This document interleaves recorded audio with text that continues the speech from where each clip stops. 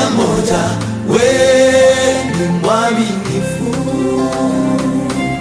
Nina historia maalumu, wewe ni chemchem ya uzima.